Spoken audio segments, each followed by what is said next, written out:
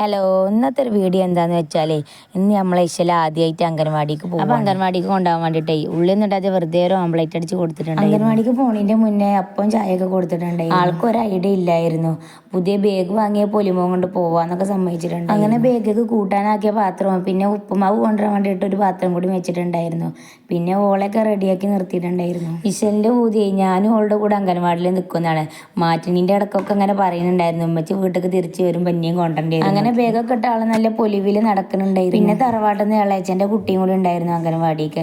രണ്ടാളും first time തന്നെയാണ് അംഗൻവാടിക്ക് പോണത്. പിന്നെ രണ്ടാളും ഒപ്പായത് കൊണ്ട് അതിൻ്റെ ഒരു പൊലിവും കൂടി എന്തായാലും ഞങ്ങൾ പ്രതീക്ഷിച്ച പോലെ ഒന്നും നടന്നില്ല.